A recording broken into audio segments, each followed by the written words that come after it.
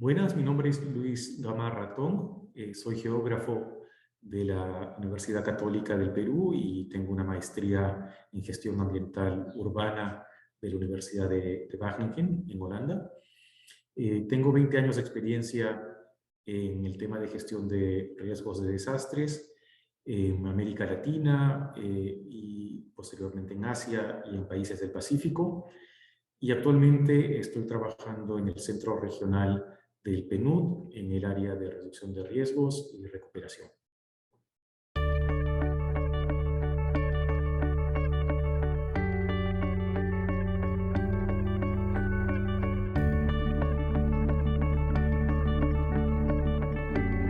Me parece que no es solo importante, sino realmente imprescindible integrar la temática de gestión de riesgos y la temática de género, y esto por dos motivos principalmente.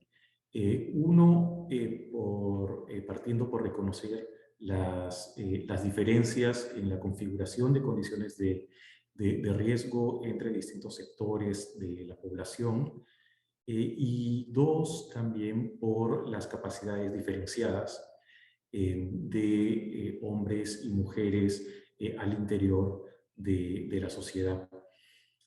Con respecto a la primera, bajo un enfoque de gestión integral del riesgo de desastres, debemos partir por reconocer que estos se configuran a partir de las inequidades que distintos sectores de la población tienen en los aspectos económicos, sociales, ambientales y en el acceso, entonces, que pueden tener a un suelo seguro, a un empleo formal, a servicios públicos.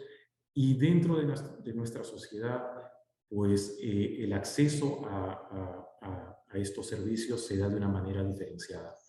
En ese sentido, se van configurando una serie de condiciones de riesgos que no son iguales dentro de una comunidad, dentro de una sociedad, dentro de una región, dentro de un país. Y es así que en muchos casos son las mujeres o las familias que tienen a las mujeres como cabeza de familia las que presentan, ¿no?, unas dificultades mayores para acceder, por ejemplo, a una vivienda segura, a un lote de terreno en un espacio seguro dentro de la comunidad, a un empleo formal que le permita, por ejemplo, tener un acceso a un crédito o a los recursos necesarios para tener un espacio seguro, o a la información para la toma de decisiones, ¿no? En ese sentido, pues se van configurando distintas condiciones de riesgo y nos fuerzan entonces a que cuando pensemos en las medidas de reducción de riesgo, pues tomemos en consideración todas esas especificidades, esas diferencias entonces en el acceso, y logremos cubrir entonces todas las necesidades que puedan tener distintos sectores de la población.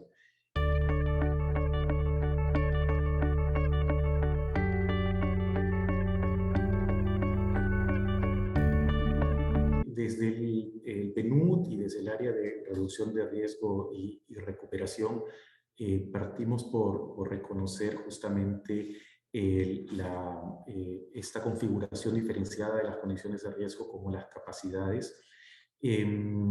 A nivel global, a veces los datos son sumamente críticos, ¿no? En Asia, por ejemplo, la afectación, ¿no?, a la mujer por situaciones de desastre es muchas veces mayor que para los hombres, un 60-70%, ¿no? Pero incluso después de un ciclón en Myanmar, este llegó a un 90%, es decir, 5 veces más, ¿no?, de afectación a las mujeres por un ciclón, ¿no? Y eso por condiciones, ¿no?, culturales, económicas, sociales, a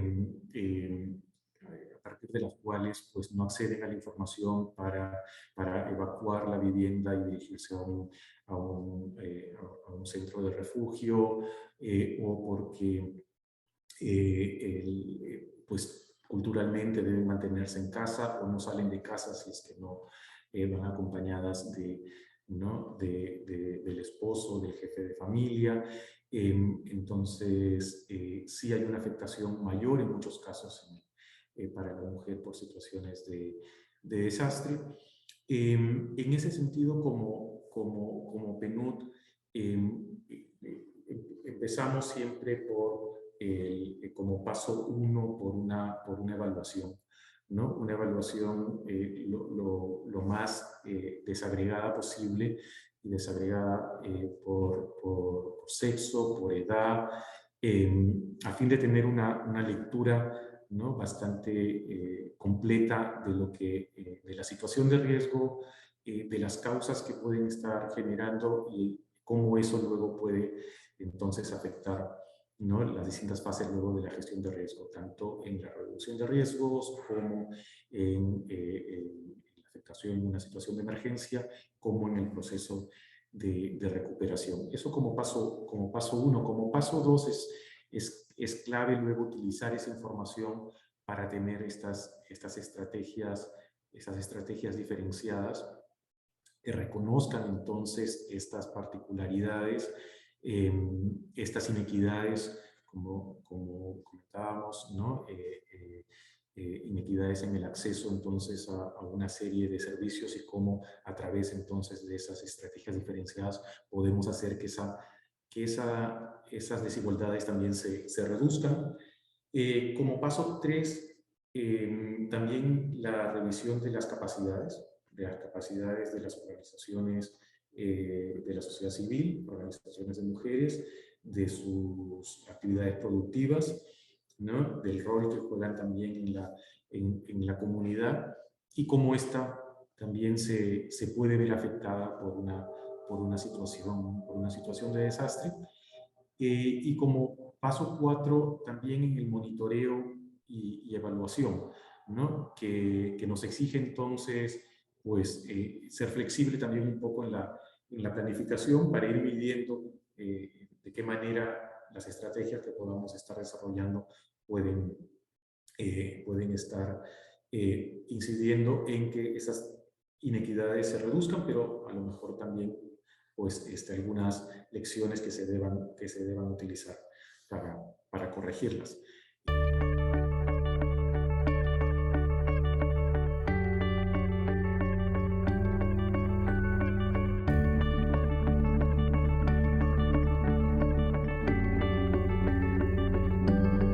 Creo que es importante a lo mejor tres aspectos, ¿no? Uno, por un lado, ser acucioso; por otro lado, también ser insistente y tenaz; y por otro, creativo. A lo mejor son tres grandes recomendaciones que daría. Acucioso en el sentido de tratar de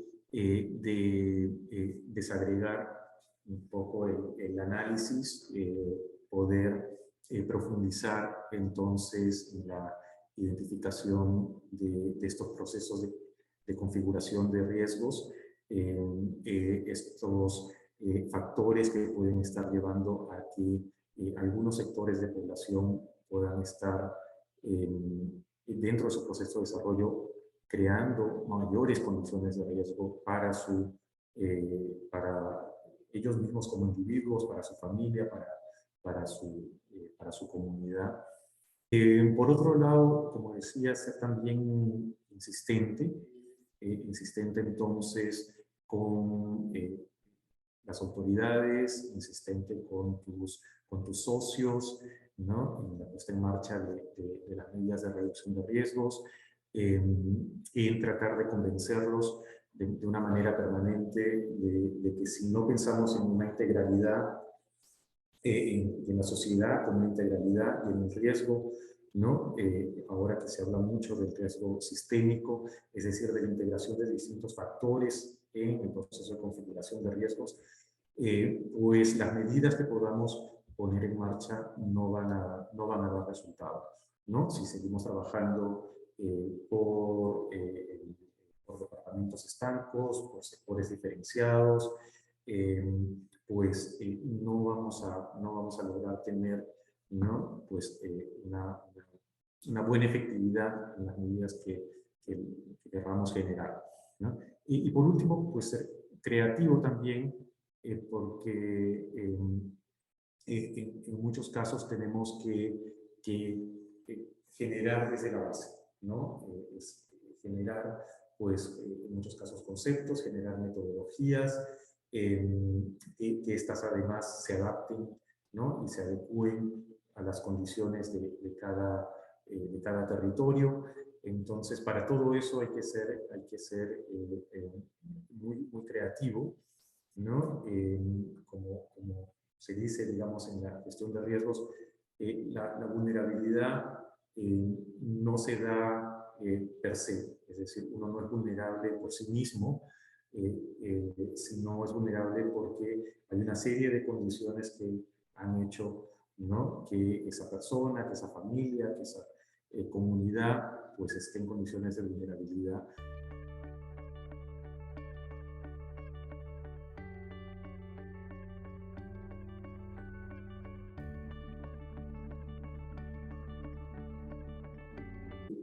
En nuestra región, en América Latina y en el Caribe, tenemos oportunidades bastante importantes, algunas ventajas a partir del desarrollo también, ¿no? De nuestros países.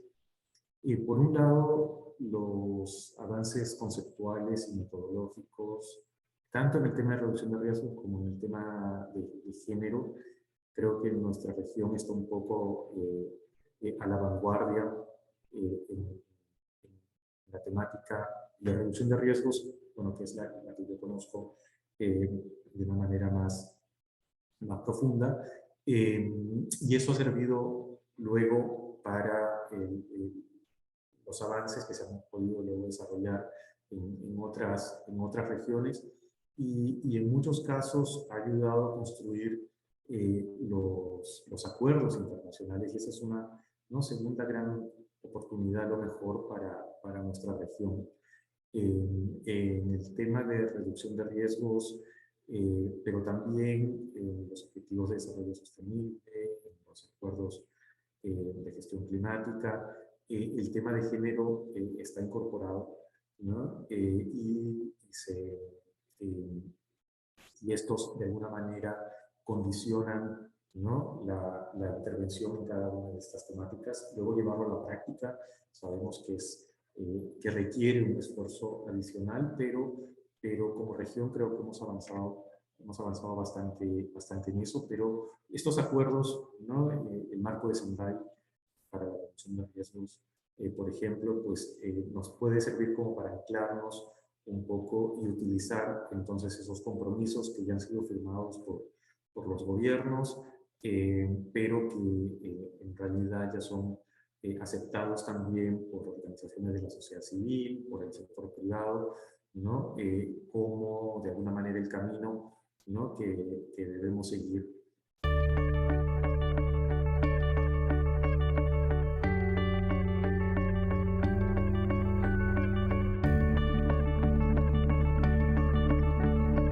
Me parecería interesante poder a lo mejor apoyar a organizaciones de mujeres, ¿no? En la incorporación del enfoque de género en la reducción de riesgos en sus propias actividades. Pensando, por ejemplo, en actividades productivas, ¿no? Si son tanto en espacios urbanos como en espacios rurales. En muchos casos, estas actividades suelen estar también, suelen ser afectadas en muchos casos por situaciones de desastre, ¿no? Y son afectadas porque, ¿no? En su desarrollo pues se han acumulado una serie de vulnerabilidades. si pudiésemos entonces apoyar para que esas actividades productivas, hablando de, por ejemplo, ¿no? Actividades agrícolas, ¿no? O actividades de producción de artesanía o de comercio, pero que esas actividades se desarrollen, ¿no? En espacios más seguros, ¿no? Eso implica entonces pues hacer esa evaluación, decíamos, de, bueno, de cómo se está desarrollando la actividad, cuáles son sus condiciones de riesgo, cómo podemos reducir las condiciones de riesgo para que no se vean afectadas, ¿no? Por eventos de desastre, pero que si se ven afectadas, ¿no? Cómo podría haber cierta continuidad también en el desarrollo de la actividad, lo que se conoce como, ¿no? El Business Continuity Plan, por ejemplo, y qué medidas entonces deberían tomar en cuenta para que esa actividad pueda continuar y recuperarse rápidamente, reactivarse en condiciones de riesgo menor, es decir, en condiciones mejoradas.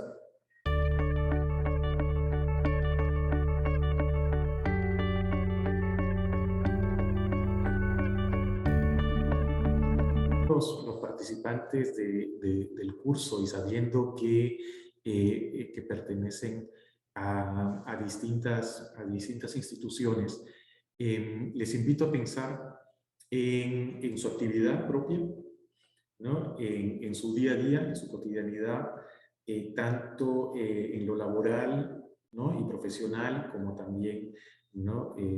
Fuera de ella, en su familia y en su comunidad, para que revisen, ¿no? En este tema, en el tema de reducción de riesgos, pues cuáles pueden ser esas situaciones, condiciones que puedan estar afectando a lo mejor, ¿no? Su actividad laboral o familiar, ¿no? Potenciales situaciones de riesgo en las que puedan estar o pueden estarse viendo afectados, además a lo mejor de una manera regular. Y a partir de ahí identificar, bueno, cómo es que esto está afectando también entonces de una manera a lo mejor diferente a algunos sectores, algunos miembros de la propia familia, algunos sectores de la población dentro del espacio o de la comunidad en la que habitan, y que a partir de ahí puedan incorporar entonces en su trabajo, en su quehacer, en su día a día, ¿no? En la cotidianidad institucional, en muchos casos, pues medidas de reducción de riesgos, ¿no?